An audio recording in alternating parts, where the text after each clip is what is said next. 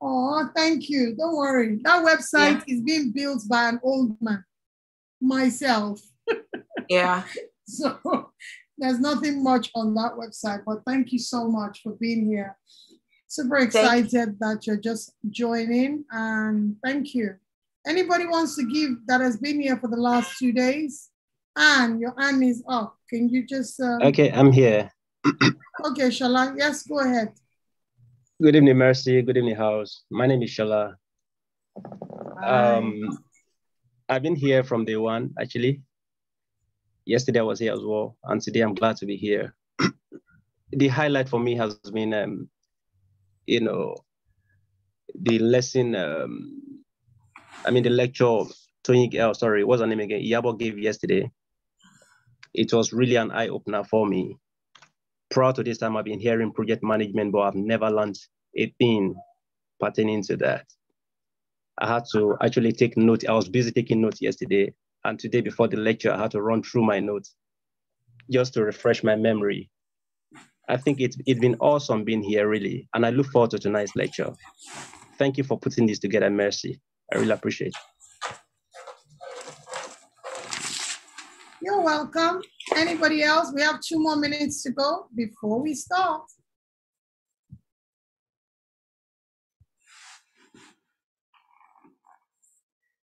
And your hand is up. Okay, fine. I guess I can shoot, right? Yes. Okay, good. Today makes it day 3.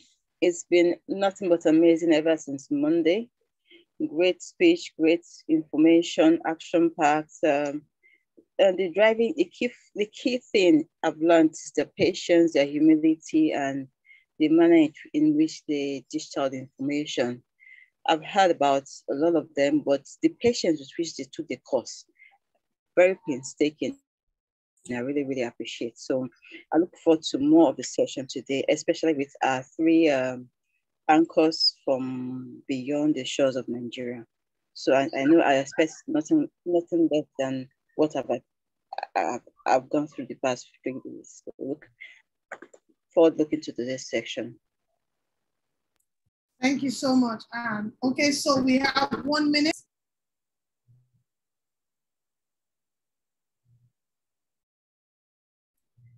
We have 1 minute to go, so we're going to start now. I just want to sincerely say thank you, everybody, for being here. Sincerely appreciate you, Gloria.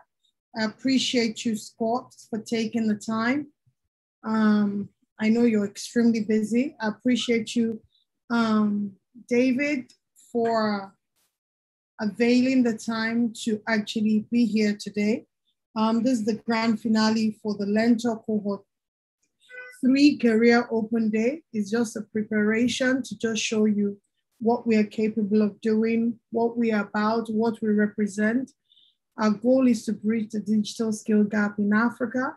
Our goal is to create the right awareness about the agile mindset and how it can truly transform life. We've had great success with the Cohort 1. We are recording another success with the Cohort 2, which I'm truly grateful. And truly, because we're an agile organization, we keep evolving, adapting. What did we do well? How can we possibly improve on what we did last time? And I can tell you there's been a great improvement from Cohort 1 to Cohort 2, and it can only get better with Cohort 3 because there's always lessons learned. So I'm going to first and foremost just call on Gloria. I'll call her like a sister as far as I'm concerned. Gloria is a sister that I've met. She might be white, but she's my sister. She has been a true blessing, a true inspiration. And the irony is, I insisted I wanted a business that represents that we had inclusivity of women, because there are many women in this space. It's a very male dominated. And no apologies that is male dominated, is because the women are not pushing to get to the space. And that's the reality based on data that we have gathered. So I'm not trying to like, oh, it's the wrong thing that the male and the women need to step up. So for me, I want to say it's been a great joy meeting Gloria. And she was recommended. I insisted when I spoke with Daphne, and I wanted a woman to be on our program to train so that some of the women can see a connection that it's not that hard to become IT oriented or savvy. And to be honest, it's been, it's nothing but short of being a miracle that I've gotten to know her. And by the way, it was Gloria that actually mentioned Scott Adams, yes. So I've gotten to meet David and Scott through Gloria. She has given us a free design thinking class and she's going to do it again. She just said it for cohort 3. So I'd like her to introduce herself, just walk us through a journey, and I'll relinquish the virtual intern to you.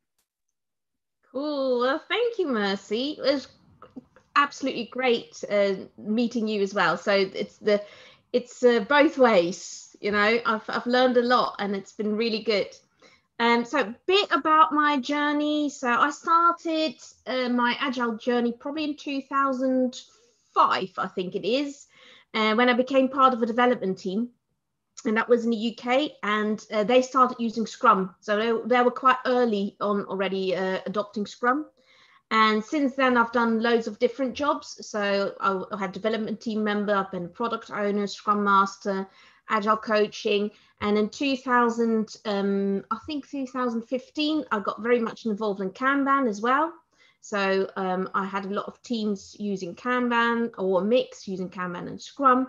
And the last few years, I widened again my kind of horizon, how you say it, view, and got very much involved in design thinking, in UX, lean startup, lean UX. So I got a lot of interest in that, and also in the DevOps space. So that's a bit in a nutshell about me and my journey. I would like you to call on David before. You're still going to introduce Scott as well. I'm going to let you do that. So I'd like you to invite and just talk briefly about David. And David, do you want to on your video so I can pin you to Gloria, please? So yes, my video should be on. Okay, now it's on. So over to you, Gloria. Sorry, Mercy? I'd like you to introduce David, then he will introduce himself. Yeah. Let's get to know him. So I met David at one of the jobs that I worked. That was in 2013. So he was a Scrum Master back then there. And I worked with him together for a year. And since then, we have kept in contact and kept on working with each other. And then 2 years ago, I think it's about 2 years ago, 2 or 3 years ago, we started traveling the world because we wanted to do some research about how culture impacts Agile adoption. So we traveled to South America, Asia, Europe. We want to travel to Africa, but then COVID hit, so my apologies. I will be on my way once COVID is over. So, and we started our own company as well. So we're actually now business partners as well. So we started our own company. So David is a Kanban trainer as well, just like me at Kanban University. And David is also a Scrum.org trainer, just like me at Scrum.org. And we also are IC Agile trainers as well. But I think most importantly, we're really practitioners as well. So I think that's really important that you actually work day to day with teams in organizations. So you can actually, you know, really empathize with people working in organizations as well. So did I do that well, David, or is there something I forgot? David, you can add to it, please. Sure. Well, first of all, thank you for inviting me. Great to be here and great to meet everybody. So my background is as a software developer. I began as a software developer, well, many years ago. I'm older than I look. So around the turn of the millennium is when I started my career.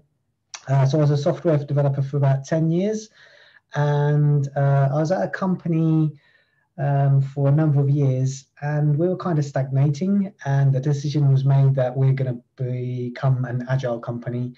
So at that point, I was a team leader at the time, and all the team leaders were made Scrum Masters. So suddenly I found myself in this role that was brand new to me, but really fell in love with it, really got a big passion for Scrum and Agile. This was back around 2012. So again, started learning as much as I could about the Scrum Master role and all about Scrum and Agile. Met Claudia around about 2013, as she said. We started working together at that same company. And since then, as Claudia said, we've both been expanding our horizons into different Agile methods, different techniques, different practices, including the Kanban Method. And as she said, we formed our own company together, Red Tangerine, around about 2 years ago. It was 2018, so just over 2 years ago. And that was based on, like Claudia says, our mutual passion for all things Agile. And as she mentioned, we carried out this study, which we're still ongoing, looking at how Agile is adopted in different parts of the world. So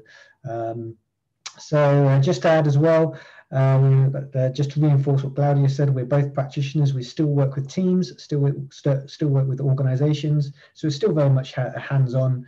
But over the last 2 years or so, as Claudia mentioned, we've focused a lot more on the training side as well. So becoming accredited trainers with Scrum.org, Kanban University, and IC Agile as well. So we're passionate about that as well. So yeah, that's a little bit about me. Hopefully I filled in the gaps there.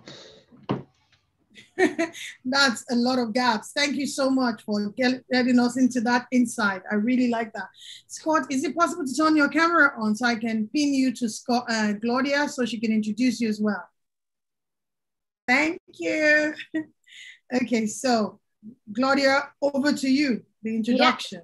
Yeah. So cool. So I think I met Scott the very first time when we did our panel at Scrum.org. So I think Scott was one of the candidates. That's some time ago.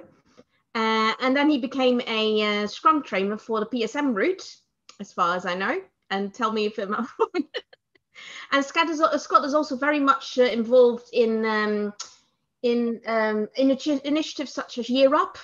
I think you're the liaison. I can't pronounce the word, Scott. You have to say liaison. So he's liaison for the Year Up initiative. I'll let Scott explain a bit more what that is, because I think he can do that much better than I do. So thank you so much, Claudia. Thank you, Mercy, for giving me the invitation. And David also was a part of the panel, I think on 2 separate occasions. I had Claudia first, and then I had David second. And the second time around, I got through. But my journey was, it's pretty interesting. I was in traditional project management. I was looking for a better way to do things. Excuse me. I'd had my own company, Mobile Media, Platinum Mobile Group, and I just came back with some friends from Macau. Macau is like the Las Vegas of the United States, but it's in China. It's in Hong Kong. When I went there, my cell phone kept going off like crazy. And on my phone, I'm getting all kinds of text messages as to why I should come and do business at this particular place. We didn't have anything like that in the United States. I said, oh my God, how cool would that be to bring that back to the United States? And I did.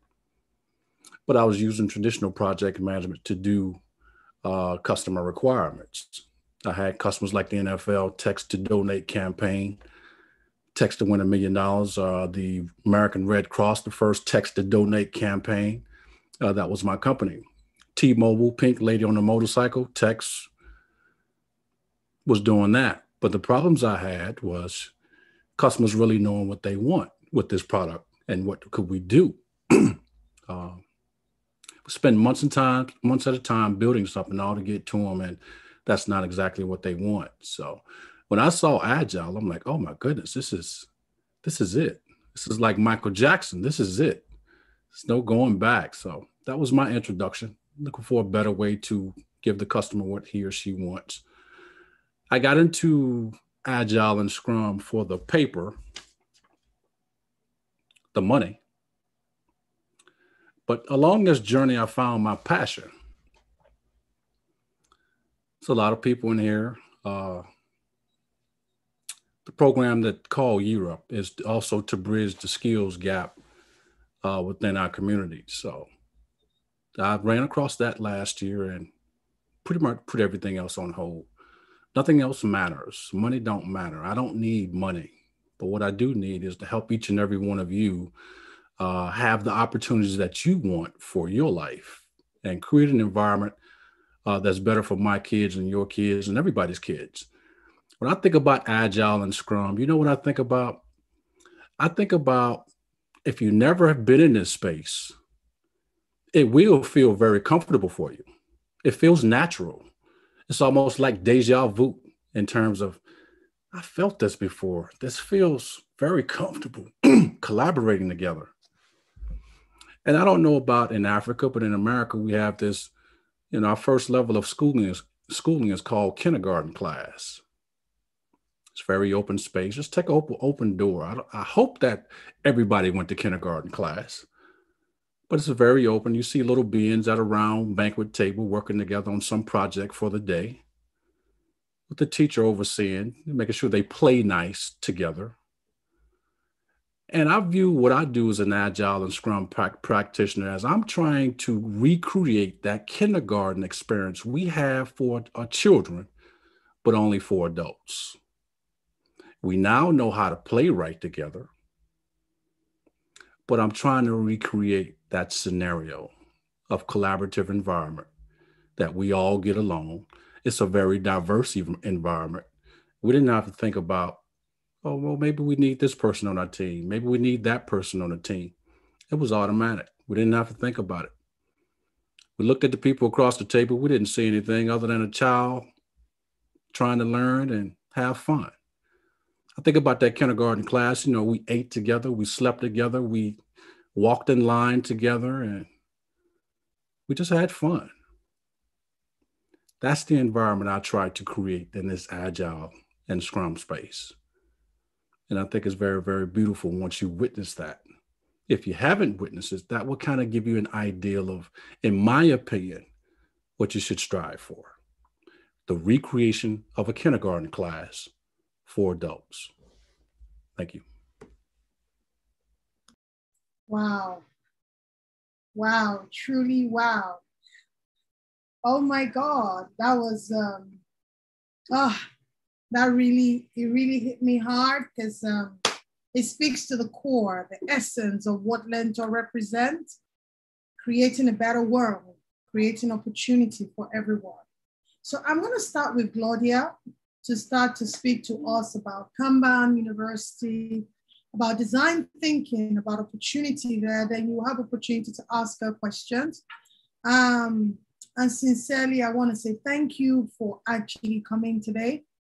It truly means everything to me as an individual, to everyone here, the fact that they'll get to know that seriously there are opportunities that we are not leveraging on because of a lot of issues that have held us down. And we want to be that catalyst to opening up that opportunity to you and to every Nigerian. Hopefully we scale into Africa. So Claudia, I'll relinquish the virtual lantern to you, all right? Cool. But what I will do, I'll talk a bit about design thinking and the workshop that we ran last time, and I give a bit of an insight of that. So I will share my screen. Let me look that I definitely share the right one. Let me put that on slideshow. Cool. Current slides. Yep, perfect. You should all see that. So I think it was about a month ago, we did a design thinking workshop with Learntor. And aside from having really good fun, I think people got really good insights and the feedback was very good, as far as I could see. It was, what was it? 2 half days, wasn't it? Yeah, so we did 2 times 3.5 hours. We did for over 2 days. And I'll give you a bit of an overview what the workshop was about and what design thinking was a bit about as well. Should only take five max 10 minutes, so I won't take too much of your time. So what is design thinking? So let's first start with the most common misunderstanding out of the way, that design thinking is only for people who have the job title of a designer. Yeah. So you don't actually have, with design thinking, you don't actually have to be able to physically design things. So you don't have to be a designer. So design thinking is an approach to creative problem solving. So it's a human-centered path to innovation. Yeah, and like I see here on the screen, it says design thinking is a mindset, just like when we talk, for example, about agile and agility being a mindset. Design thinking, the most important part is the mindset. It's a human-centered path to innovation. So I often hear people say, oh, but I'm not creative, or you know, I can't design anything. I'm not really convinced that's really the case. The reason we use design thinking is because we believe this approach can unlock creativity in all of us. And a lot of design thinking is about diverging. So come up with individual ideas, with thoughts, etc., and then converging. So, and that's really, really powerful. So that will make us feel that we're all capable of coming up with wonderful ideas. Yeah. So design thinking really starts with people, and it's about putting human needs at the center of everything we do. And most importantly, like I said, design thinking is a mindset. It's a mindset of shifting to looking at problems that we're solving for people through empathy and collaboration. Yeah. So we want to ensure we create something that makes lives better. It's feasible to create, and in the end also makes good business sense. So the skills and mindset of design thinking can help us tackle challenges. Yeah. And build really awesome stuff. So I'll give you an example of what happened. This is a hospital in Rotterdam. So this is my home country because I'm from the Netherlands originally. So, and since 2006, the hospital managers at Rotterdam Eye Hospital have transformed their institution from the usual grim hospital into like a bright and comforting place. And they did that by incorporating design thinking and design principles in their planning process. Yeah. So they did that collaboratively. It was the hospital executive supported by external designers, and they really, really turned this into a showplace. And it has actually won a number of safety, quality, and design awards. Now, more importantly, however, we talk about the human-centered path and building empathy, and really, really solving problems for the user's needs. So more importantly, this was a non-profit organization, by the way. The patient intake rose by 47%, and also increased satisfaction as well. So how did this happen? So the team at Rotterdam Eye Hospital, they really wanted to understand how their patients felt when they entered the hospital, and also what they could do to improve their experience. It's about the whole experience. So they learned about scheduling from the just-in-time practices from a Dutch supermarket, Albert Heijn, I believe it's the name, and the KLM, which is our Dutch Royal Airline. So they actually went outside their industry to have a look what's happening there. That often gives us really, really good ideas and broadens our view. So they also gained important insights about operational excellence from 2 other eye hospitals. And then the team of caregivers at the hospital began designing experiments based on those concepts that they heard of, and all those insights that they gathered, and the people they talked to, and of course they talked to their users as well. So quick example, a good example of a small but powerful change to improve the institution information and communication structures involved the children's department of this hospital. So the hospital sends beautiful t-shirts with an animal print to children before they come in to stay in the hospital. Yeah, so they already have that part of that experience already start before they even come into hospital. And when they eventually arrive at the hospital, the doctors who treat patients, they will wear a button with the same animal during the appointment, which gives them a way to immediately connect with the children. So it's again part of that experience. Other clever ideas carried out in the architecture, interior also helped reduce patients' fears. Again, it's about the experience of the people who come there. For example, the children's department, they got a facelift to make it less frightening, more fun, with imaginative new features. And they had, for example, stepping stones. When they arrive at the receptions or at the service counters, kids can actually communicate eye to eye with the hospital staff just go by going on this step. These are just simple little things, but it makes that experience for those children so much more pleasant. So they, of course, it measures this as well, measure the impact, and it had a number of positive effects. So patients, they heal faster, have more positive experience overall. So this hospital actually earned a lot of awards for being so innovative, for also being, like I said, putting the human really at the center of their approach. And as you can see from this case study, so a lot of times people think design thinking, they straight away think about building a product, you know, or something physical, like a physical product. But actually, this is a whole experience.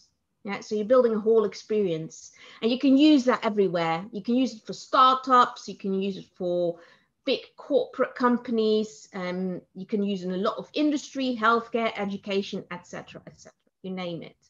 So that gives you a bit of idea, like it's about that whole human experience that people are going through.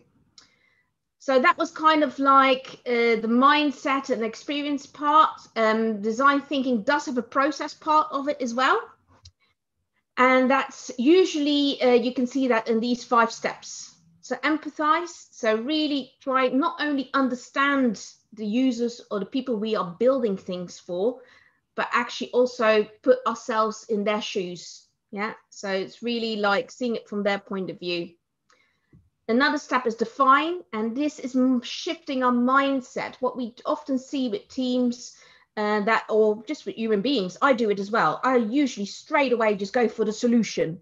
Actually, we should have to shift our mind of what problems are we solving for the people we built these things for. Yeah, what are problems do our users have? What are their needs? So we're reframing that, not just straight away come to the solution. Ideate, then indeed we come up with, like, once we know what the problem is and what we're trying to solve, we can ideate together. We use a lot of diverging and converging techniques for it, so that give people the space to individually think of things as well. And then the next step is prototype, where we're actually gonna make a prototype and test that with people. Now, this looks very linear when you see this on screen. It's absolutely not. So I'll show another picture. Yeah, so it actually unfolds in iterative loops, back and forwards. We're getting feedback. Like I said, we ideate, we prototype, we're getting feedback, we adapt that, etc., etc. And we keep on empathizing as well, trying to understand our users. Yeah, so it's not a linear process at all. We continuously keep on iterating on it. So in the workshop, these are kind of things that we will go through. We will give you a case study, and we will also give you a business problem statement. So we're actually going to solve a problem, and we're going to talk, you're going to create proto-personas. We're going to have a look a bit about empathy mapping. When we're defining, when we really understand our users, we look at what they're trying to achieve and what stops them achieving it. And we rephrase that in how might we questions. We're doing ideation, we're doing exercises such as crazy eights and other ideation techniques. And like I said, we're going to do diverging and converging, which is really, really powerful. We are going to look at prototypes. What kind of prototypes do you have? Wizard of Oz, body storming, paper prototyping. There's loads of techniques that you can do together as a team. And we will have a look at tests as well. I think I do have to really, really emphasize that this is a collaborative thing. And I think Mercy, when we did the workshop, just before this session started, she said that the feedback was mainly so good because they loved the collaboration part of it as well. So it's a really collaborative team exercise that you will do. So that was very quick, in a nutshell, what the workshop is about and what design thinking is a bit about. Of course, when you do the workshop, it will all make, you know, you will get much more information on it. I just don't want to take too much time. Thank you so much. Actually, let me call one of the star students for cohort 2. Modupe, are you in a good place to speak? She has 2 sets of twins. 2 sets of twins, and she has little babies that are just under a couple of months old. And she's been so consistent, I've never seen. I mean, she's got a slot for the Kanban KSD course. I had to give it to her. Like, really, you could commit that way. I mean, it blew my mind. So Modupe, are you able to speak to the design thinking class? Modupe? Oh, she's there. All of that, Haley. Modupe, are you there? But let me just quickly ask, does anybody have any questions for them? Let me try and reach her. I hope she's not struggling to unmute, or she'll be speaking and think she's unmuted, because that's the latest slogan. Does anybody have any question for Claudia with regards to design thinking? Funshaw, you can unmute yourself.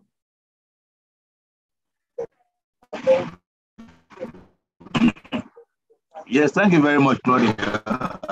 This is Funshaw. What I want to know is when you are giving examples of that, what came to my mind was the concept of re-engineering or process re-engineering or process improvement. I'm really sorry, you did break up a bit. Mercy, did you hear No, it? I didn't quite. Can you say that again? Can you say that again? Hello, Funshaw. If we can just get network right in this country to be a game changer. Funshaw, we didn't quite hear you. Okay. So I see some, let me have a look. I do see a question. Can we compare design thinking to branding or advertising? And no, not really. But I do have to say branding and advertising is probably one part of a user experience. Yeah, so when we take a whole user experience and the design thinking approach in consideration, branding would be part of it. Yeah, so it's not the same, but it would be a small part of the whole experience. Any other questions?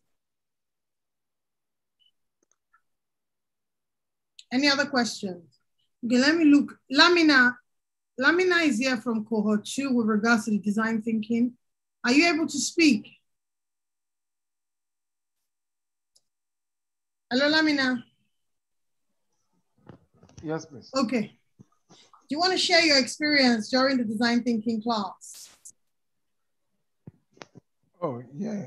During the class, I have a separate idea of how what I was thinking about design thinking generally was quite different from what the experience by the time it came up, and it was a very interesting topic, and then actually blew my mind because I was like, wow, you know, it was so interesting that I didn't want to miss any of the class. You know, we had it for like 4 days,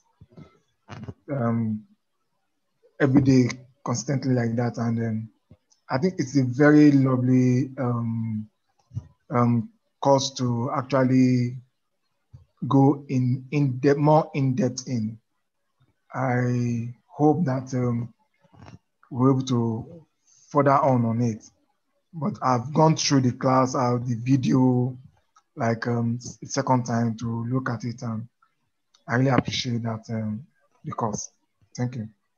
Thank you so much. Thank you so much for your sharing. Somebody asked a question. So I'm going to get David to speak on Kanban University because we have a training coming up on the 29th of the 1st. So because they are accredited trainers for Scrum.org, Kanban University, now IC Agile. I didn't even know that. I've been trying to get like Connect for IC Agile, but I'm just a little patient just to target the HR market. And by the way, I have a good news I'm going to share shortly. So there's somebody asked, can we apply design thinking in manufacturing? Of course, but over to you, Claudia. No, like you said, yeah, of course. So it is what it is. It's all about solving problems for humans, and that could be problems that you have with your processes. Like I said, it could be products, etc. So it could, yeah, the answer is yes, you can actually apply it to manufacturing as well.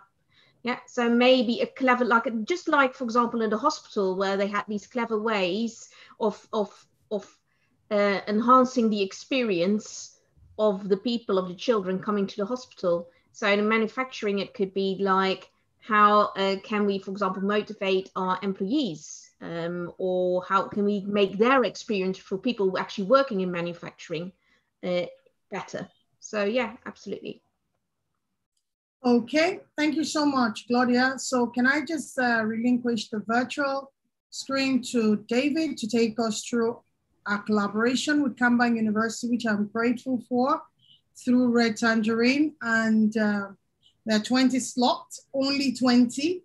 One-time offer only. It's not going to happen again because it's just a test experience. But this training, if you don't have Agile background, you're not a coach, you're not a Scrum Master, don't try, just try what the Cohort program, because our training is very hands-on and it's very robust and intense. Just doing a 2 day, 3 days Kanban is not going to help you.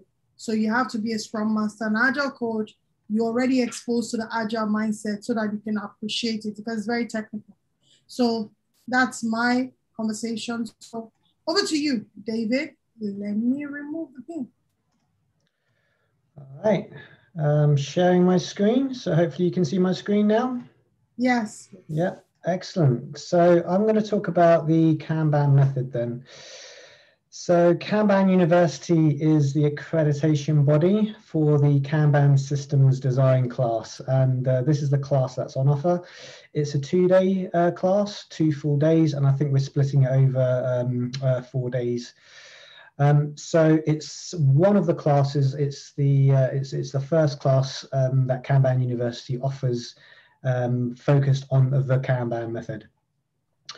Before I get into what it is, though, I just want to talk a little bit about a question that, as a Scrum trainer and a Kanban trainer, I often get asked, which is, when should I do Scrum, or when should I do Kanban? And it's not really the way that we should be thinking about these things. Yes, when we think about Agile, Scrum is very often the methodology or the framework that we think of first. Most Agile implementations do involve some form of Scrum. About 80% of Agile implementations in the world are based on Scrum. However, remember that Scrum is a lightweight framework. It's purposely incomplete. It's a framework on top of which we add other complementary practices, of which Kanban can be one.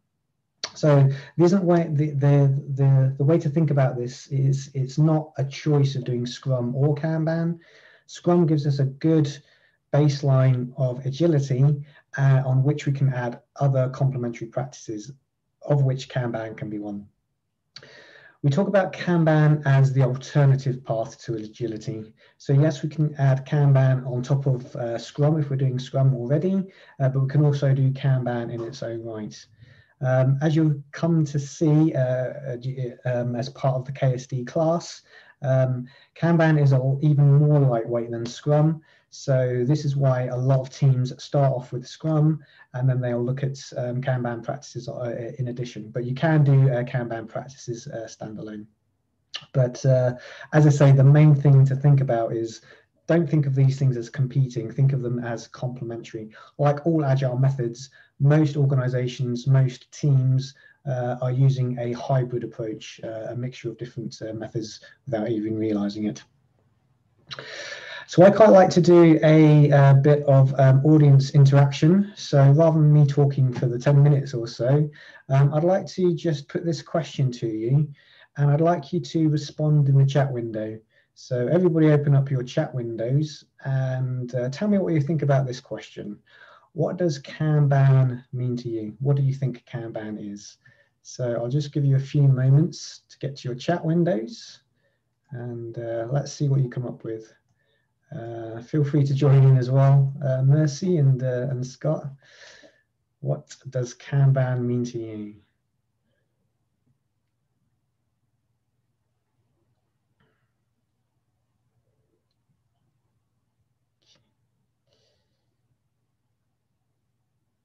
thoughts?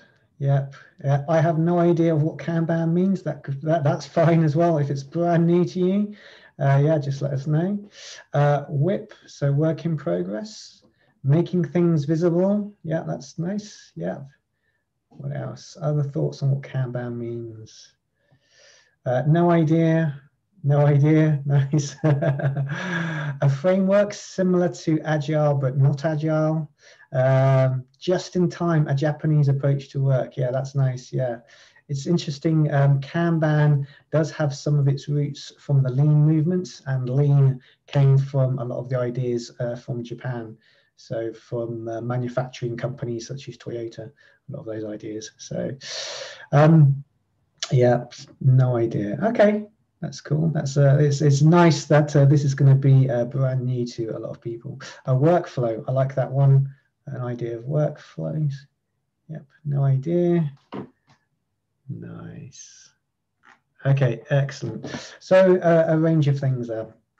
So there's often a lot of the things that you've mentioned there are often associated with Kanban. Work in progress limits, workflow, visualization, all of these things. I think Kanban is one of the more misunderstood one of the more misunderstood Agile methods. So let's just give you a bit of a dictionary definition. There's a lot of confusion around what Kanban is because of where the word came from. So it's actually a Japanese word, and there's actually two versions of the word. So in the kanji Japanese alphabet, written here on screen, Kanban actually means a sign or a large visual board. There's an alternative Japanese alphabet, hiragana, and here Kanban actually means a signal card. Okay, so we've got the board and we've got cards. There's actually a third meaning of Kanban in Chinese, and it's actually a verb. It's an action. So in Chinese, Kanban is actually the action of looking at the board. So notice here that I've got Kanban with a small k. So these are the word Kanban, these boards, these signals, this action of looking at the board. All of these ideas are incorporated into the Kanban method. So think of the Kanban method, capital K is the Agile principles and practices, bringing all of these ideas together. So this is what Kanban is all about, the Kanban method. Kanban method is drawing upon a lot of the ideas from Agile thinking. The Kanban method actually came around in the mid-2000s. It was formulated and created by David Anderson in conjunction with a lot of support with a lot of other people in the Kanban community. So it actually came after the Agile Manifesto in 2001. So it draws on a lot of ideas from Agile, also a lot of the ideas from Lean, the Japanese Lean companies that we talked about, so the likes of Toyota, etc. It also leans on a few other management techniques, management thinking, such as systems thinking and theory of constraints. There's a whole load of different ideas that David Anderson drew together to create the Kanban method. Very simply, David talks about the Kanban method as a way of maximizing service delivery, or maximizing the delivery of value. While doing so, we do this by minimizing the lead times, and we do so in as predictably as possible. So by lead times, we're talking about minimizing the amount of time it takes from starting some piece of work to actually delivering it to a customer. And we do all of this using visual boards and what we call a work in progress limited pull system. So pull systems are a big part of Kanban, and this is something that we talk about in the class. How do we actually create a pull system? Alongside it being focused on service delivery, the Kanban method also focuses on being a change method. So all Agile methods are all about change, continuous improvements. So the Kanban method is no different.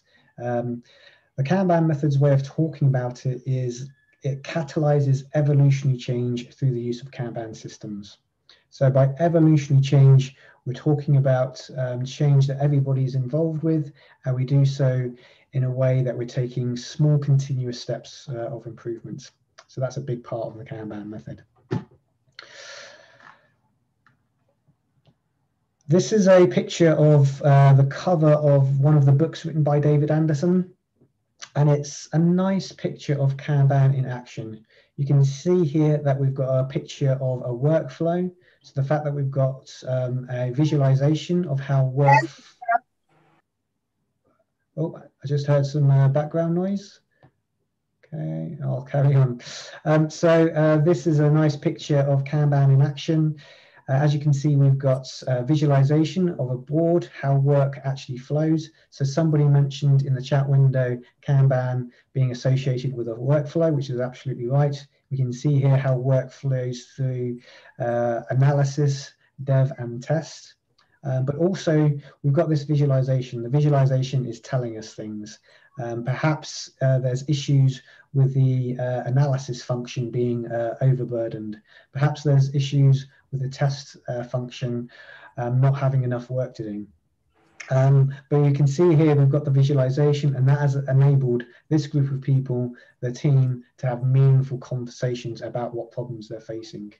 We talk about acts of leadership in Kanban, leadership at all levels, and it's done through the fact that we've got these visualizations, and that is the catalyst for people to have the right conversations and everybody acting as a leader in terms of identifying problems and taking things forward. So in the KSD class itself, the Kanban system design class itself, we introduce you to these things. We talk about our organizations and our teams within organizations adopting what we call a service orientation mindset. We're not thinking about getting work done. We're actually thinking about how we provide services, whether that's an internal service within an organization or the organization as a whole providing a service to our customer. We've also got we break down what the Kanban method is. It's not a framework. It's actually a set of core practices and principles. Okay, so I mentioned that it's more lightweight than Scrum. Scrum is a framework. There are certain things that are prescribed, but in the Kanban method, there is very little that is prescribed. We're just adhering to a set of principles and practices. So in the class, we talk about the 6 general practices of the Kanban method. There are 3 principles around service delivery and 3 principles around change. We also talk about how we implement some of these things. So there's something called the Kanban cadences. So what is the regularity of things happening within our Kanban systems? So our regular meetings, our regular heartbeats. So we talk about that. Another big part of Kanban are the metrics. So again, measuring our systems, our Kanban systems, understanding what's going on with real data and making decisions of improvement or making decisions in terms of what we're going to deliver based on good data. So the metrics are one of the parts that we talk about and go into some detail during the KSD class. So there's all sorts of charts and metrics that we produce, and we'll be going through those through the class. So things such as understanding lead time distribution charts, cumulative flow diagrams, etc. So we'll be talking about that in the class. So these are the main learning objectives for the Kanban system design class. After attending the class, after the 2 full days, you'll be able to explain the basics and the benefits and the motivation for the Kanban method. Hopefully next time somebody asks you to put what Kanban is in the chat window, we'll be able to answer that question. We'll be able to apply the practices and the principles of the Kanban method. So going beyond visualization and work in progress limits and adopting all of the Kanban practices. We'll understand pool-based work in progress limited systems and how to use those and design those to optimize the flow of value. We can then also implement the systems thinking approach to designing service-orientated Kanban systems. So not just a Kanban system for a team, but thinking about a service. So this could be how we are applying Kanban systems thinking across a network of teams or a network of services to our organization as a whole. So we start introducing that topic. And at the end of the class, you earn a certificate of attendance from Kanban University. So you'll be able to show that you've attended an accredited class with a Kanban trainer, and you can demonstrate that you have picked up all of this great new knowledge about the Kanban method. That's a very brief introduction. I don't want to give too many spoilers for the class. I do kind of like to tease you, but hopefully there's lots of things in there and exciting things that you're looking forward to should and when you join the class. So thank you for listening, and I'll hand back to Mercy, and I'm happy to take any questions that you might have. Does anybody have any question? Boost, I wanted to get a feedback from Cohort 2 with regards to the design thinking. Are you able to speak? Because I see you're here. Yes, good evening, Mercy. Hi, David. Hello. It's good to see you again. Hi, Claudia. How you doing? Very good, thank you. So we had a fantastic time. It was super intense. But thankfully we had break. But at first I thought, yeah, design thinking, I'll be a designer now. But it was totally different from what we expected. And basically Scrum Masters can use it. POs can use it for the user stories. Business analysts can use it for the requirement gathering. It's absolutely very useful. It's a useful skill to possess. It was a brilliant class. And then we had a very good time. Thank you. Well, thank you. Yeah, that's a really good point actually that you make. And they like, and I should have mentioned that indeed, like as Scrum Masters, as facilitators, like I said, and as business analysts, and incorporated in your user stories, absolutely. So thank you for reminding me that. You're welcome, Gloria. Okay, is there any other Cohort 2 that is present in the meantime? Now, does anybody have any question for David with regards to Kanban? So that's the program that is coming up in another few weeks by Kanban University. They've given us 20 slots for just Nigerians only. And my video was dope, by the way. Everybody likes it. It was dope.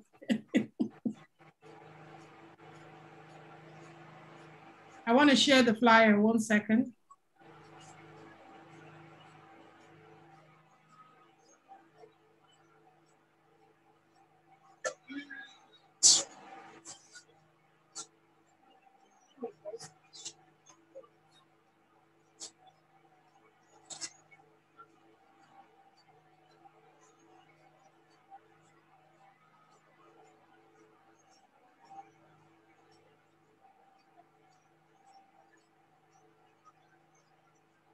Sorry, somebody's trying to get in. Sorry, got a little distracted there.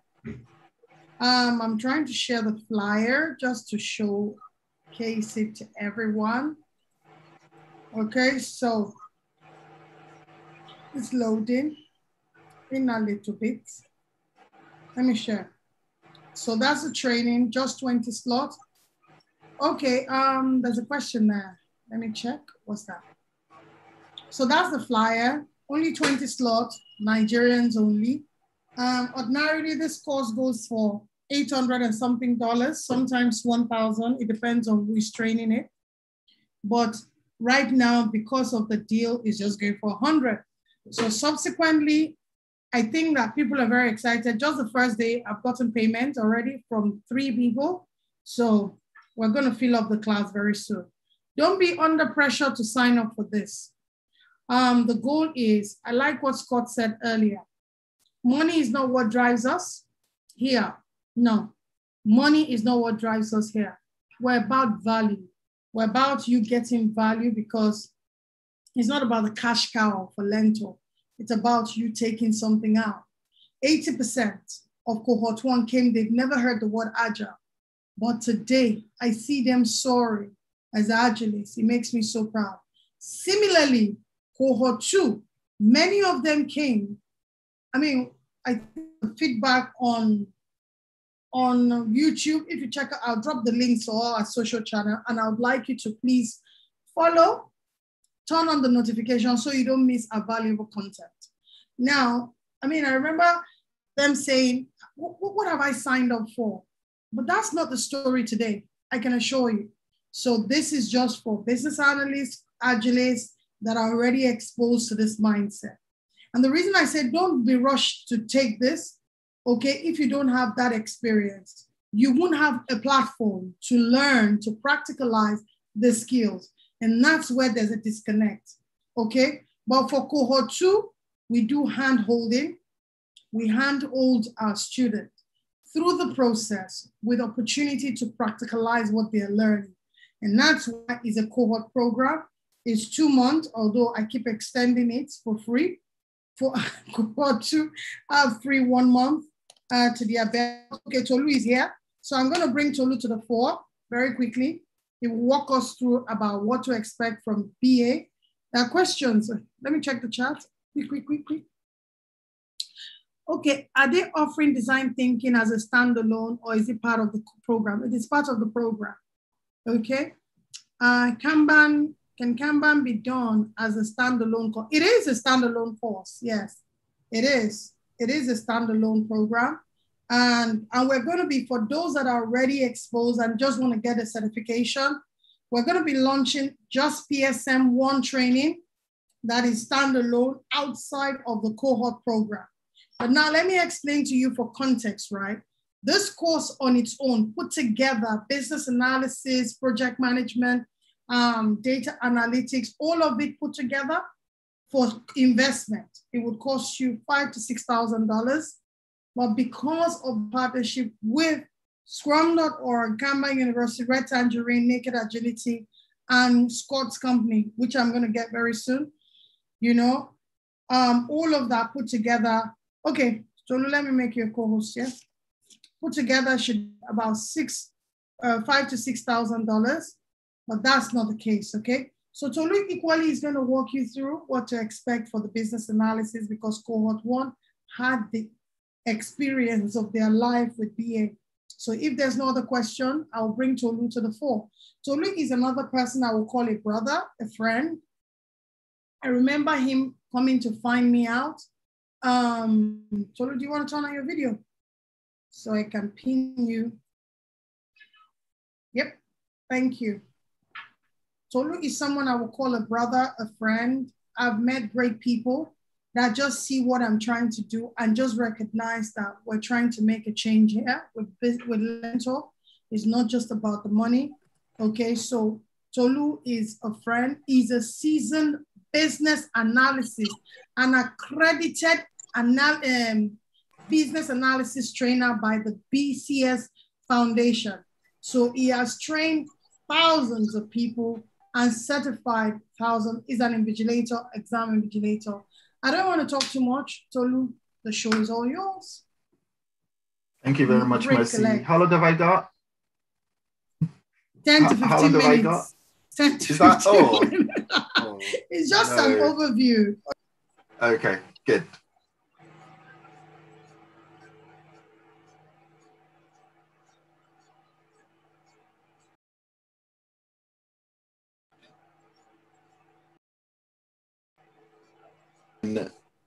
Teaching business analysis for many years now.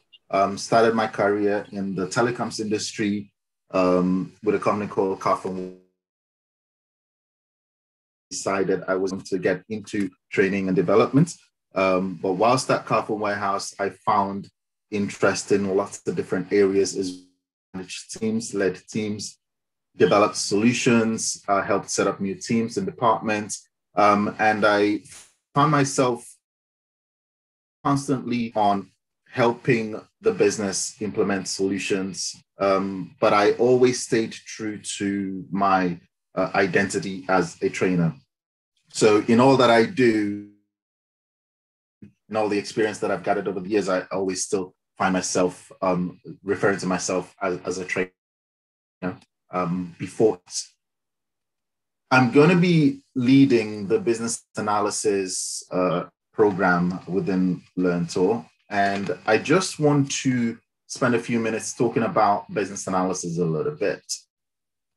One of the things that I hear a lot is people don't know about business analysis, that people don't know what it really is. So this session, I'm not really going to spend too much time talking about what it is or isn't.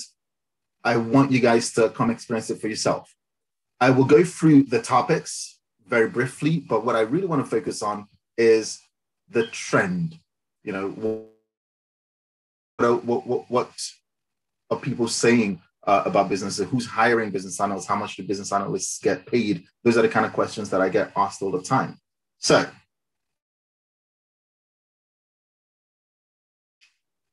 over the next few weeks, over the first few weeks of the Learntor program, I'm going to cover a number of topics. The first week, we'll talk about what business analysis is and competencies of a business analyst. We'll talk about strategy analysis using techniques like MOST and VMOST. We'll focus on strategy analysis and, you know, with a few more techniques to help us understand strategy. Week 3, we'll talk about investigations and stakeholder analysis. Week 4, we'll break down processes and model processes. Week 5, we'll focus on requirements. The strength of a business analyst is the ability to ensure that the business gets what it needs by ensuring requirements are well formed, well articulated, and they deliver the change effectively for the business. So those are the kind of topics we'll go through during the program. What I do want to talk more a little bit about, though, is the trend.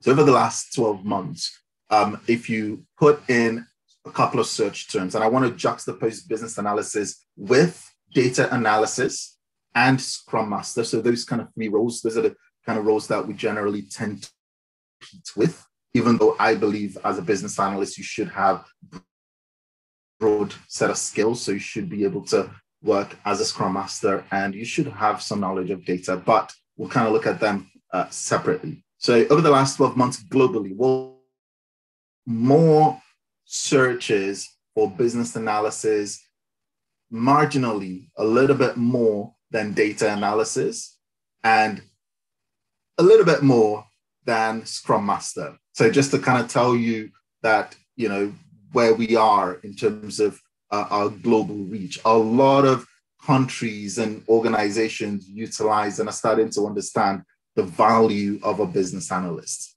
Now, depending on where you are in the world, might sort of determine what your prospects are. So just kind of want to look at some of the areas where business analysts are most utilized. And I think, in my opinion, where there's more of an emerging trend for business analysts. So here's a little map of the world to show where business analysts are most used and most hired. So if you look at the map here, you'll see that business analysts are probably most popular in Canada. Canada has a ton of business analysts. If you ever decide you want to relocate to Canada, one of the fastest growing careers in Canada, business analysis by far. In US, they're more geared towards data analysis. I always used to kind of wonder why they don't value or hire BAs as much, because I remember about 5 years ago, just before my daughter was 6 years old now, about 6 years ago, I wanted to relocate to the US, done all the paperwork and everything. I was literally ready to go. But what really kind of held me back was that sort of lack of understanding of what BAs do in the US. I think what they tend to focus on is more more narrower sort of skills, which is why it's not as popular in the US, but in Canada, very, very popular. In the UK, 100%, lots and lots of business analysts. Scrum Masters, more in South America, a lot of agile emerging, careers down there. Nigeria, very much know about data analysts, very much more in tune with what data analysts do.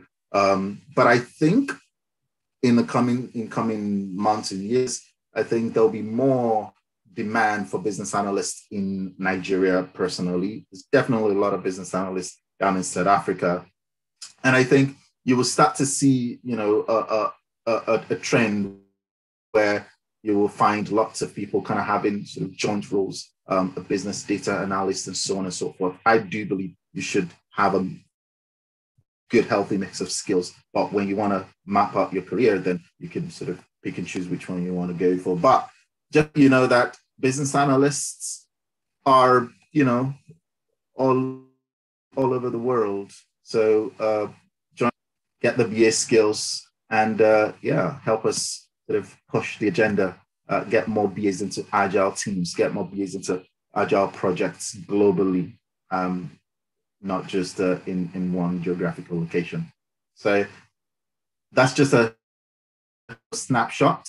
And with my own opinion, I don't have a lot of in-depth empirical data on this, but I can see that there'll be lots of growth for BAs in coming years.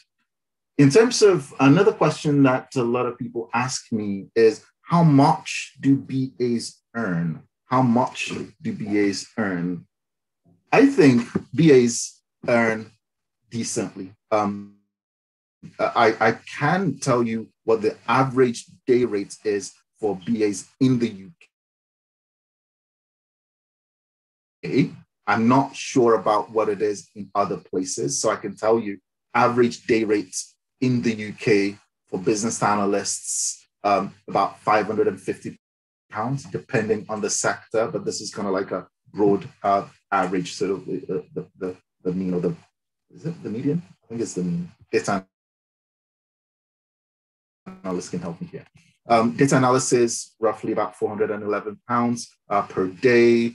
Scrum Masters average about £470 a day. So again, in terms of the earning potential for BAs, quite decent. So so business analysis, fantastic career choice, lots of opportunity, lots of growth.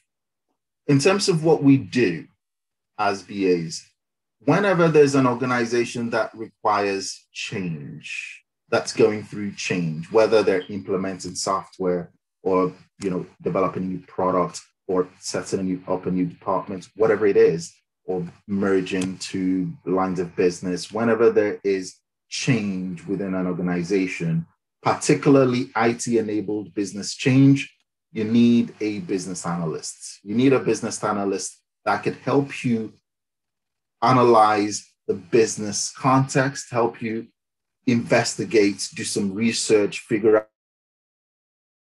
out a thinking, help you resolve any conflicts between people, help you model the way things work. So model your business processes, identify gaps that you can, you need to bridge, develop business cases, help you make sound business decisions, help you gather requirements for a particular solution you choose, help you model requirements, talk to the developers, translate those business requirements into, stuff the development team can use. Anytime an organization is going through change, that's where you need a business analyst.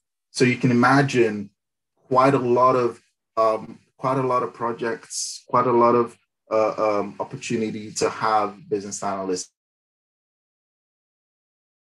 on board. So the one thing I kind of want to leave you guys with this evening is our business analysis roadmap. So I'm going to kind of break it down into stages. So as business analysts, one of the first things we do is we try to understand and analyze the business context. So we use tools and techniques like, SWOT analysis, PESTEL analysis, balanced business scorecard, quantified forces, business model canvas, value stream analysis. We all those lovely tools and techniques to understand the business context. And then we do some research. We investigate business situations. We investigate business situations. Once we understand the situation, we've done some research, we produce a report to show the stakeholders what it is that's happening within the business. And then we know that there will be lots of different stakeholder perspectives. We'll consider those stakeholder perspectives. We'll consider stakeholder perspectives, a lot of stakeholder management, stakeholder perspectives, a lot of stakeholder management, and a lot. That's how we're going to communicate with them, ensure that we resolve any conflicts, develop business models to show what the business is doing. And then we'll analyze the business. So we know what the stakeholders want. Now we'll have a look at what the business needs. We do our process models, our as is and to be process models, our current process models, and our to be a future process models. Once we understand the gap between our current and our future models, then we can identify options for change. We'll then go ahead and evaluate those options. This is where we do our business cases. We evaluate options, we produce our business case, identify costs, benefits, identify risks, and then the main projects gets initiated over here. Then we would be called upon to define solution requirements, to define requirements.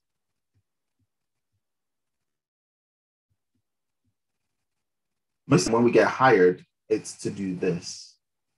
But in order to do this effectively, we have a few tools and techniques to ensure that those requirements meet business needs. So we call this our business analysis roadmap. Quite a few tools and techniques that we use to help ensure that the change an organization goes through is just right. I would love to take any questions. Any questions, anybody? Are we taking questions? Yes. Okay. Question. Anybody has any question? But before you ask, let me see. Okay, you need to start wrapping up.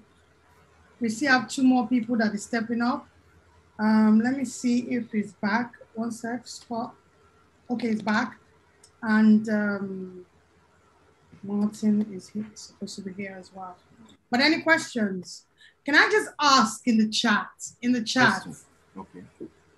In the chat. I can see a question here. Yeah. Benjamin, yes. you're part of Cohort 2. No question. No question. People, okay. You can ask Tolu in the WhatsApp. Thank you. Well, Okay. maybe he wants to, give me a little bit of it. No. All right. There's enough video, over 40 minutes on my YouTube channel. Oh, Their feedback. Can I just ask you, do you think that what we are offering you is an overkill? If you think so, say yes, why, or say no. Because we're here to change the game.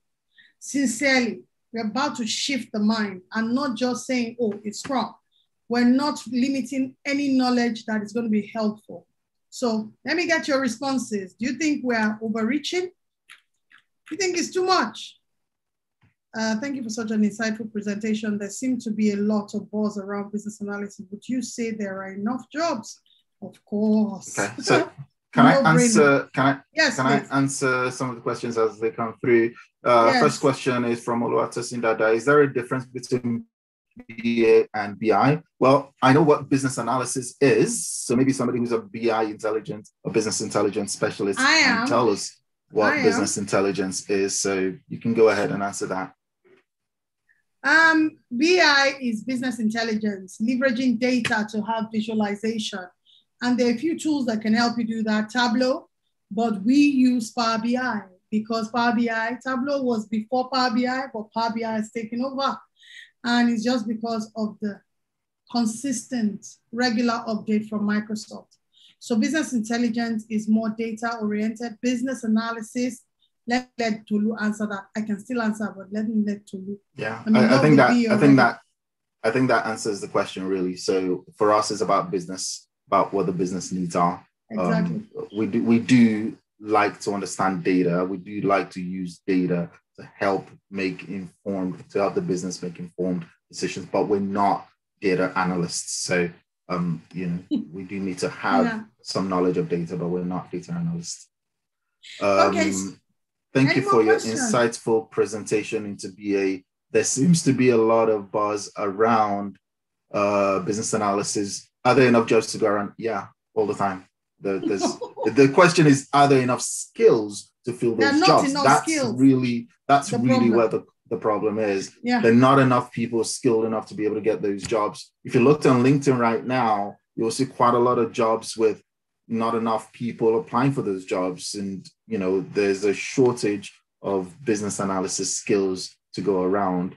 All you need to do is look at the job boards in Canada and the UK, and you'll see that. In some of the other countries that I talked about earlier, that for me, I believe it's a lack of understanding of what we do rather than, anything else. So I think there are enough jobs in the countries where they use and hire BAs. So yeah, and I think there'll be more.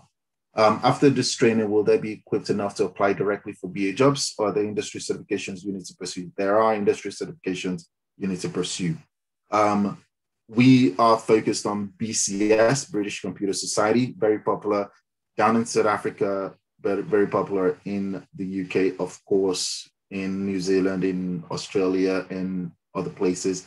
The CBAP IIBA qualification is dominant in Canada and some of the other countries as well. So the CBAP or the BCS, depending on where you want to go, is my opinion. Thank you so much, Tolu. Thank you. So much. I need to call on Scott. He's been here. Hi, can you hear me? Can you hear me? Mercy. Hi. Yeah, I have a question for Tolu.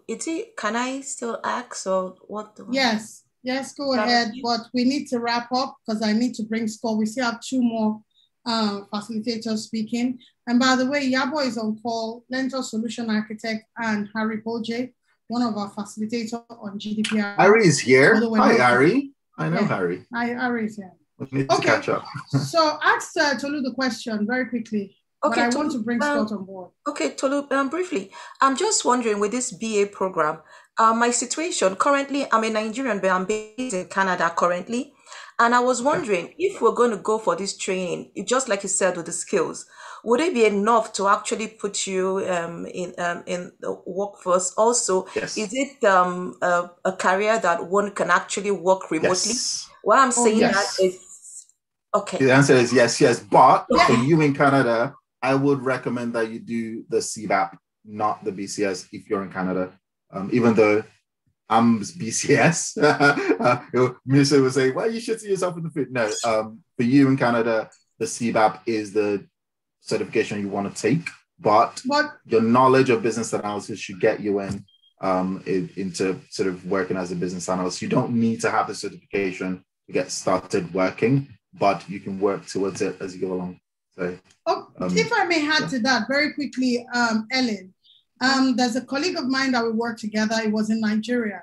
He got a job with Deloitte, 2 weeks on landing Canada because he was a BA. We were on the same project together. So you can take this training with us, gain the skills, then you can go take your certification afterwards because it's a skill that really they're looking for. They're not big on certification. As you know, the West is different. So let me call on Scott Adams. Hey guys.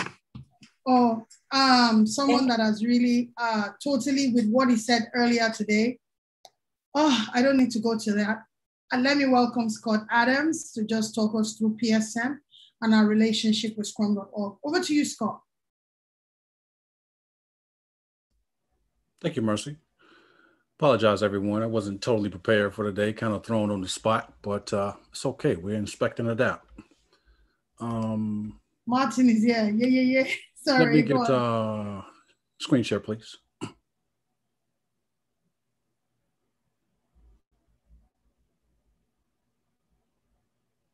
Done.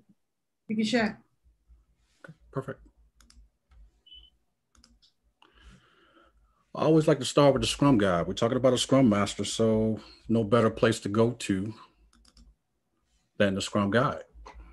So what is the Scrum Master accountable for? We are accountable for establishing Scrum as defined in the Scrum Guide. This is our go-to. This is our framework. This is what we use to help impact change. What are we accountable for? We're accountable for the Scrum team's effectiveness. Recall earlier in my introduction that I believe, in my view, that my goal is to try to recreate a kindergarten class for adults. And I look at this quite frequently because you see some bullet points here that these are the services that we have to, number one, the Scrum team, number two, to the product owner, and to the greater organization. Those are the service levels that we have. I have been a developer for a number of years. I decided, hey, that's not the best use of my time. Better, I teach computer science at the university. I currently teach at Wilmington University in Delaware in the United States. I have been a product owner for a number of years, but again, that's not my sweet spot. Developers are those who actually build whatever it is we're trying to build according to our product vision. The product owner is responsible for the backlog, responsible for that vision. And then here lies the Scrum Master. It is in my opinion that the Scrum Master is the change agent. And I found great success here in this position, working for companies and helping other individuals become Scrum Masters to impact change in their organization to make this an equal world, a better world for us to work in. Now to the PSM1 class, I teach 3 classes specifically. Well, it might help if I go back and identify my purpose. My purpose is to train 10,000 Scrum Masters by the year 2030. Well, why, Scott, do you only want to focus on Scrum Masters? Well, I've kind of led into that already because I believe and know that Scrum Masters are change agents. I know that they have the impact to do amazing things within a company, using the Scrum Guide as their point of reference, and as well as the Agile Manifesto for software development. I like the Applying Professional Scrum class because if you've never been in this new kindergarten environment, the Applying Professional Scrum class will give you a great idea of what Scrum is and how to use it effectively. It will take you back to your kindergarten experience and just kind of remind you, this is how we should be collaborating. You know, we should be setting up goals. We should be going through the events, the artifacts, not overlooking the values. So this is a great foundational class to go back to and learn this thing properly. And then we get into the Scrum Master class. I like this class because if you got a good foundation, and by the time you go through this class, one of the realizations you will have is that you are a change agent and you have a superpower that you probably never even were made aware of. I believe that if people and industries really appreciated this position of a Scrum Master, that it never would have been a need for an Agile coach. I'm an Agile coach, so I believe I'm in a place that I can speak to that without offending anybody. But the point is, the Scrum Master has the ability to make change just as, if not better than, an Agile coach. And then we also have the Professional Scrum Master 2 class that we also teach. And it is in class that once you have a little bit of experience, when I train this class, I'm actually going to interview somebody to make sure they have at least 1 year of experience so they can really get the value out of this class. You know, this is not a class, okay, I'm going to go ahead and take it. The best benefit from this class is after you've had a year of experience as a professional Scrum Master or some experience in the industry, take this class because what's going to happen is it's going to give you some more tools. It's going to take your learning up a whole nother level that you can truly benefit from. now that you have a little bit of experience behind you?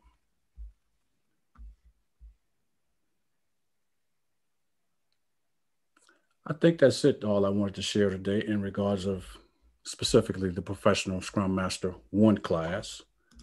But if you want more information, please go on scrum.org. They have great information there for you. If there's something I can help you with in your journey, please don't hesitate to reach out. Any questions from anyone? Very apt, very succinct, and thank you so much, actually, for sharing that. Does anybody have any questions? It's going to be one of our, it's going to be our trainer for Cohort 3, so I'm very excited. Martin, thank you so much for joining.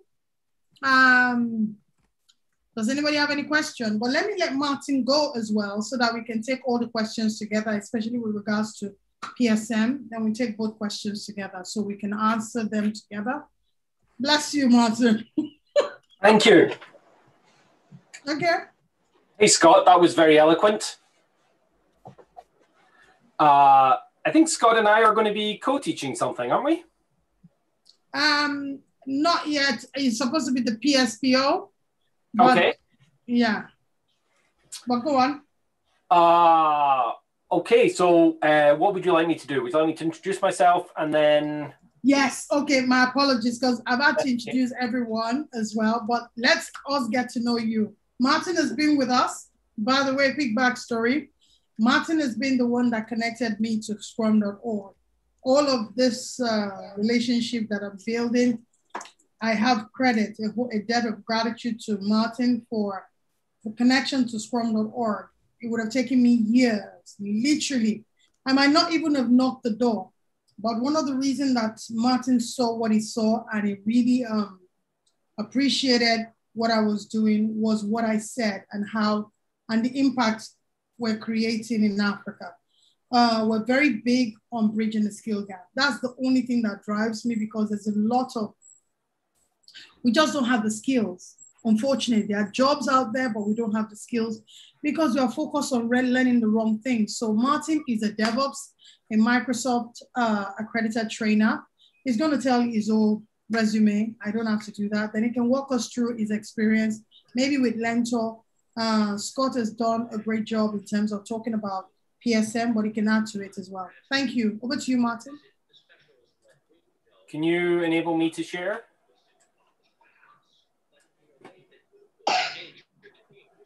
Done. Okay, let me do this. This might help a little bit. How do I make sure I can see as many people as possible? There we go. My name's Martin Henchelwood.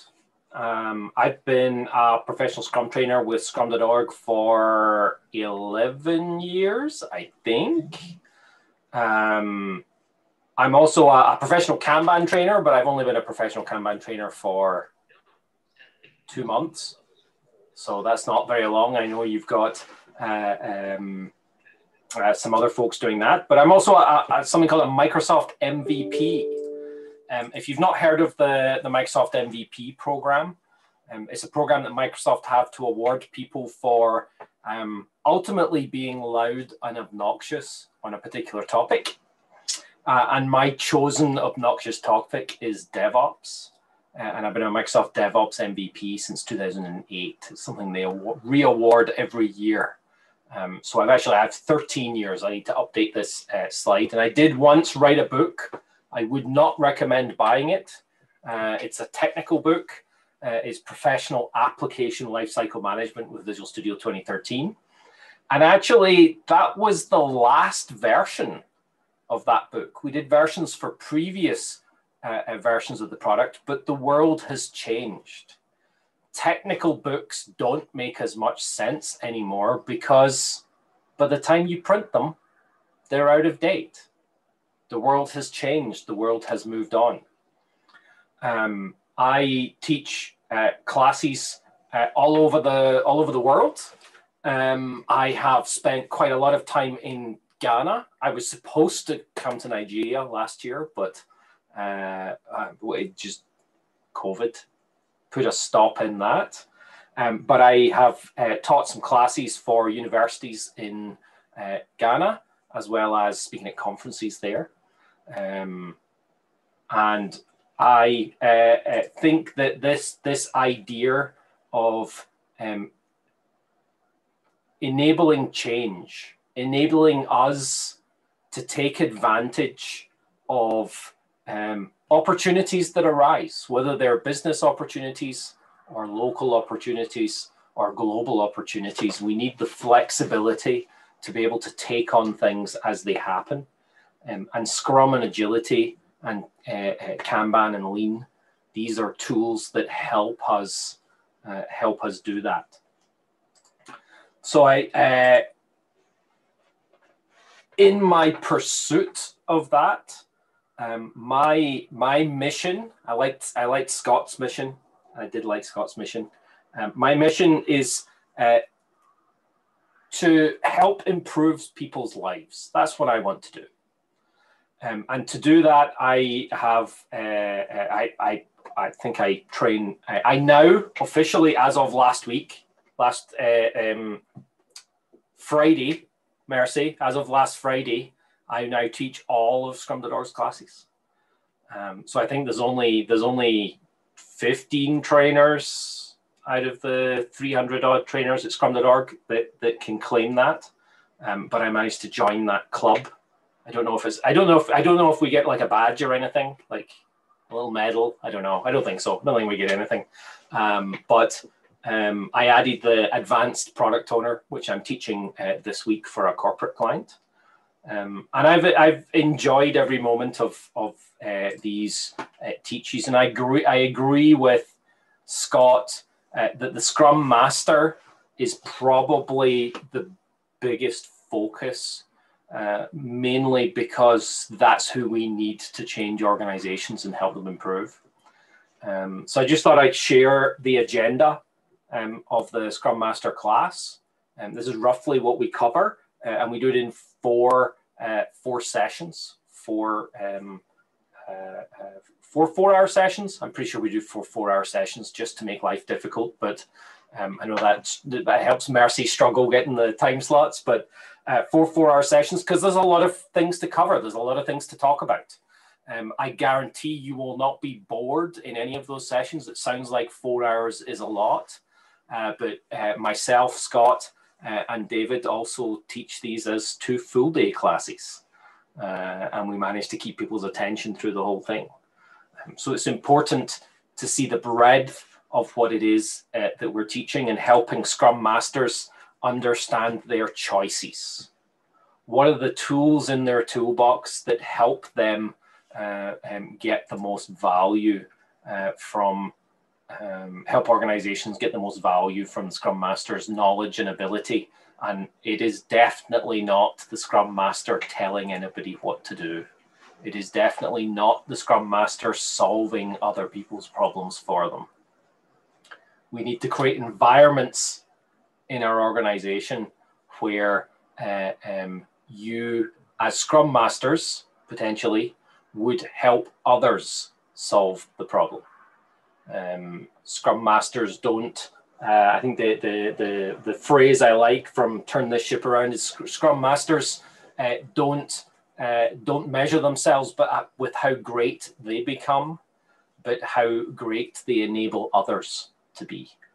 And that's an important job in organizations, helping bring everybody up a level. And I hope to see you at one of these classes. I really look forward to it. Thank you, Mercy. Thank you so much. Thank you so much. Can I just bring Scott back? If you don't mind, stop sharing so I can bring Scott back. I had to find the button. So do you have a question for Martin, for Scott? They'll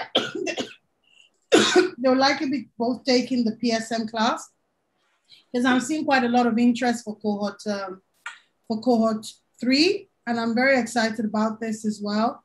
Remember, what is happening here is purely because of what Nigeria is trying to do, what Learntor is trying to do. is a pain point for us to bridge the gap, and bridging the gap we shall. And just remember that a lot of us have, I have one of our cohort 2 when I was having my review with him, and he said, because I said it on Channels Television, I said a lot of our people were eager, BSc, MSc, MBA, yada, yada, yada, yada. All those skills, you get them, you go abroad, you start washing toilets. You can't get good jobs because they don't trust our educational system. So please, let us ask questions. I always say there is no stupid question. The only stupid question is the one you choose not to ask. And that becomes stupid in your head. So please feel free to ask questions with regards to BA. Tolu, do you want to turn on your camera so I can ping you as well? With regards to BA, with regards to Scott, we still have time. Does anybody have any question with regards to the PSM? And by the way, I might add, what Martin is done with Learntor is at nonsense. Let me just say, he's not getting money for this. Literally, the only way I'm trying to make it up for Martin is by selling the course individually. And I challenge you, go on Martin's website. PSM1 training on his website is going for 1,300 and something euro. No joke, his stamp is there on the live call. But because of what we're trying to do in Africa, because of the vision behind Learntor, we are really passionate about bridging the skill gap, and it's very important that we get it clear. It's not a cash cow for me. If it's about the money, I won't be hands-on with our students. We're all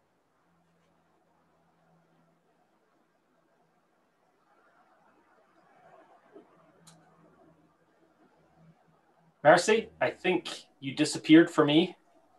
Yeah, for me as well. I thought it was just me, Martin. No, it wasn't just you. I think Mercy must have clicked one of her buttons in OBS and she's disappeared. I thought that would happen. Voila.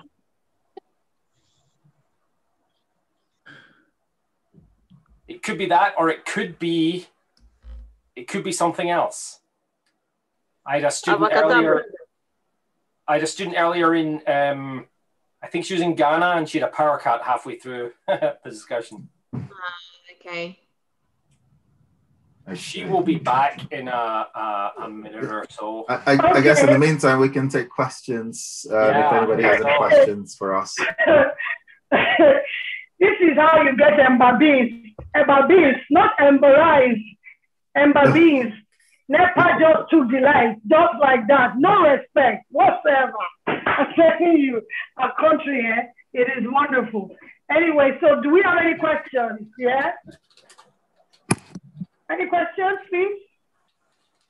Anybody, you can unmute. You can unmute yourself. Anybody have any questions for Scott? I did. I know what I know today. You understand? My life would have been way, way better. I'm just telling you, there are opportunities. So when people say they didn't give us a chance, no, you didn't apply yourself. And number two, you didn't have the information to apply yourself. But today, you have the information. For cohorts, for this career open day, we had our content reach over 250,000 people.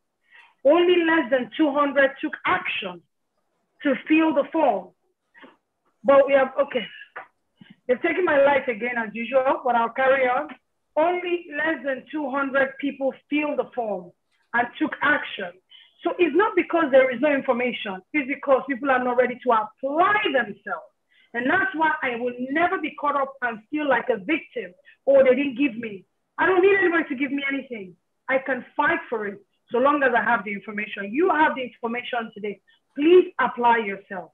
Okay, 300,000. I'm going to drop a link just to indicate if you're interested in cohort 3. It's starting in April. We'll be having a graduation for cohort 2 this month. We invite you all to be part of it, to just witness what has happened, the transformation that they've gone through. It's not been an easy journey, I can assure you. Taking 16 hours PSM, taking another 20 hours or 22 hours BA, taking another 18 hours data analytics, it's no joke. It takes a toll. But what drives you will be the game changer So I hope that puts some context to what we're saying and to what we're doing here. But if anybody else has any question, please unmute yourself and ask. This is time for interaction. We are open to any question. I'm very grateful. I know how busy, even Scott was on the call. He had a bit of an emergency to attend to work. So this I will never forget in a hurry. I'm a very grateful person. I will never forget, because these are the people that literally believe in what we're doing. And they know there's a problem in the world. You know, if we had the right opportunity, Tolu showed you the average salary for a BA, the average salary, the average entry for a Scrum Master. Right now, although with COVID, there isn't much opportunity, but just put on your CV, you have BA skill, you have a data skill, you will be hot in the market. But if you don't apply yourself, how would you be? So these are questions. What is the cost? I've said it, 300,000 for the entire cohort program. If you break it down, it's less than 10,000 naira per day. And we are all here, like somebody said, we are very patient. We are very patient because we are careful to making sure you understand what you want to get out of this. It's a lifelong relationship for me. It's a long journey. We are not on a sprint. We are not by 9 yards. We are on a marathon to change lives. Iyabo, do you want to say something before we call it a wrap? Let me drop the link. Iyabo, do you want to unmute yourself very quickly? So that's our solution architect, Iyabo Kurawe. I don't know if she's still here. Dorcas, your hand is up. Yeah. Yeah? Yeah, just to talk briefly. Good evening, everyone, once again.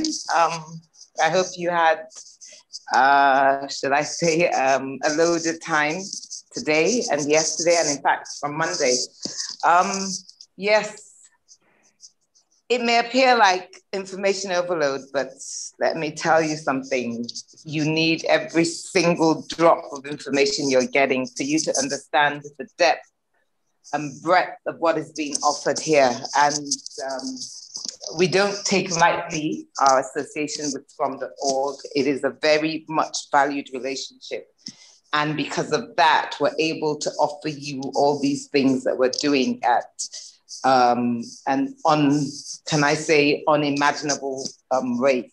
So everything put together, no matter what you're doing, and even though we've talked about jobs and everything, but these are skills that no matter where you are, no matter what you want to do, every single thing filters down into our way of life. Agile is a way of life. It's not just necessarily a methodology. It's a way of life. It's a way of doing things. And it's, in fact, should I say, something that if you adapt or adopt, even in your home, you'd find out that continuous feedback loop is something that everybody would benefit from. So we're not here just to probably think, you're just probably thinking, yeah, they're selling, they're selling this out. But you need to know that this is Nigeria, this is Africa. We need to change our mindset. We need to be ready to work for ourselves. It's not just what you learn here. The classes are not just meant for you to just go to class and sleep. You need to, as you're learning, get a hunger for what you're doing. Myself and Mercy met on a platform, and this is like going. We used to stay up to 3 a.m. working, and we had fun doing it. You would hear people on meetings, you'd hear some people fall asleep, and you'd hear somebody snoring. And that was just because of the hunger of what you want to do and what you want to become. We wouldn't be here if not for that head start that we got. So please don't take this lightly. Please don't think we're just trying to sell you off into something. This is something that sets you up for life, no matter what you're doing. So that's all I have to say. And I wish all those that are here, just take that leap of faith. Come along on this journey with us and let's see where you get to. Thank you very much, Mercy. Very quickly, I'll drop the link. I'll start with Claudia to just do like some type of maybe passing words, and David, Tolu, Scott, in that order. But please, there's a Google form. Let me just share the link. It's very important. I've dropped the link in the chat just for you to indicate that you're interested. We're not selling to you at the moment. It's just for you to feel, and I'll get your response real time. So please, it will take you less than 2 minutes to just indicate that you're interested so we can follow up. This is our own way of just filtering who are those that are interested before we now shoot out. The payment link is actually available. I'll drop it in the Telegram group that you all are in. Today's recording is already live on YouTube. I'll drop it for you guys. So in that order, Gloria, I'm waiting for your responses, please. Can you fill the form? It's in the chat. Over to you, Gloria. Sorry, Mercy. Do you want me to fill in the form or? No, just to say something is up to you. Just some final thought. A final thought is like, oh God, do I need to fill in a form? Final thoughts. Yeah. So as Mercy mentioned, Claudia, maybe you want to take this Scrum again. It wouldn't be any problem if you want to take it again. You can register and take it again. I think I need Scrum training from Martin and Scott again. I think I'll fill in the form. And then Kanban training from David and Martin or whatever. That's fine. Okay, final thoughts before I dig a hole.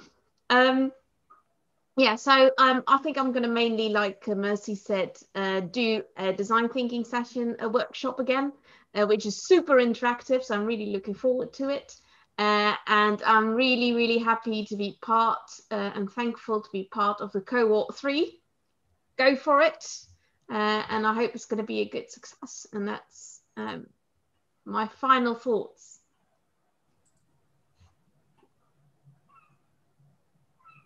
David, over to you. I've just really enjoyed listening to the different stories from different people. I think it's great, and it's definitely something that I believe in, this idea of continuous learning, that we continue to learn throughout our lives. So I think there's some great opportunities here. So, although I've been doing Scrum for years and Kanban for years, I consider myself a lifelong learner as well. So I think there's a great opportunity here for people to pick up new skills, cross-skill. And I think that's really important in the world that we live in today. I don't think we can sit still. I think we're in a world where to be successful, we have to continually learn new skills. And it's something that I actually enjoy, and I think it's actually something that makes me feel alive. So I think that's really important, and I think Learntor is great at pushing that mission forward, and really believe in Learntor's mission of bridging the skills gap in Africa. So long may it continue, and hopefully this is another step on Learntor's journey on its mission.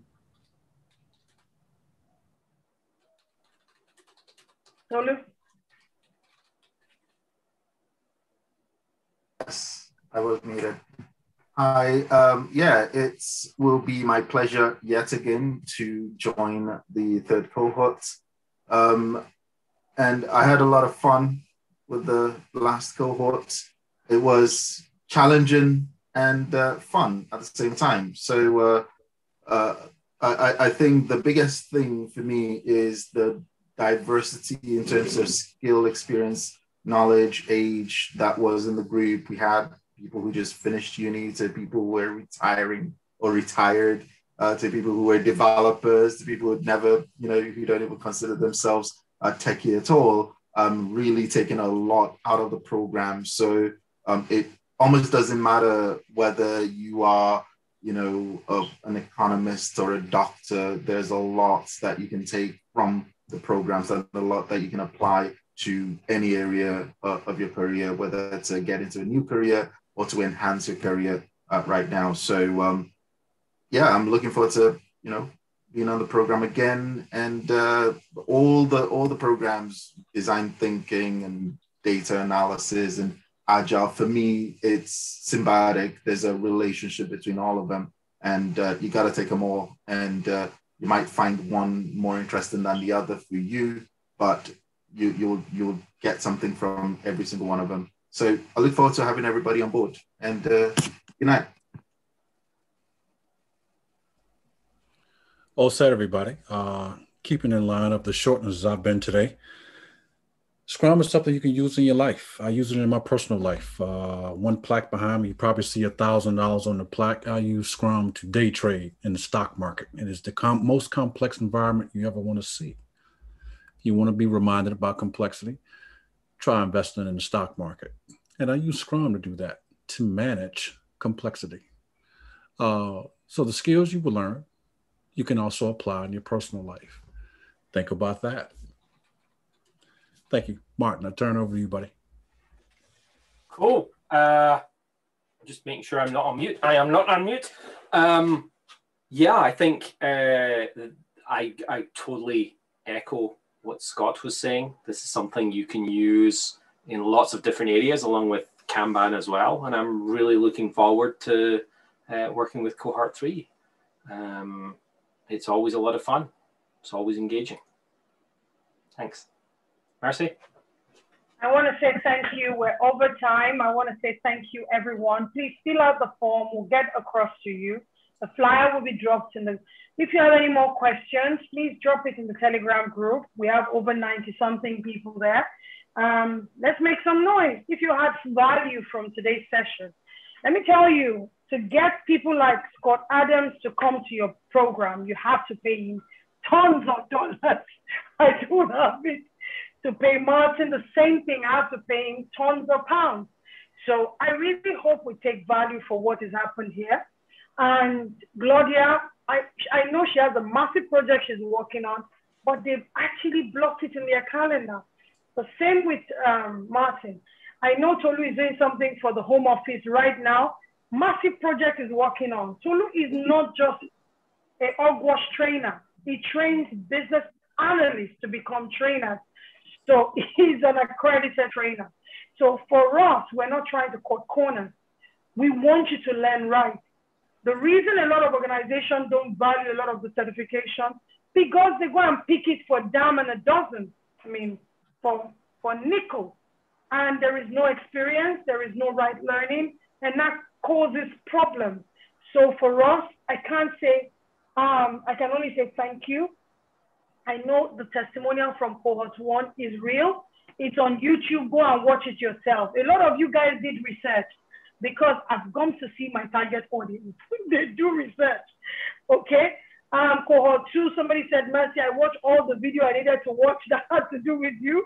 I watched it. So I know that what you're selling is not a ruse. We're not here to cut corners. We're not here to exploit you. We're here to make your life better. Our motto is moving forward digitally. Enough is enough. Please, let's learn right. If we had paid all the thousands of dollars we have paid for MSc and learned this, we would have changed the game. And we're not just letting you learn this. We're building capacity for the West. We want organizations overseas, Europe, America, to call Learntor. Can you give us resource? And I'll say, yes, we can recommend them because we have trained them. That's what we're going to. And I hope that you're part of the journey. Fill the Google form. We'll get back to you, okay? And let me know if you have any challenges in the Telegram group. I'll respond to your question.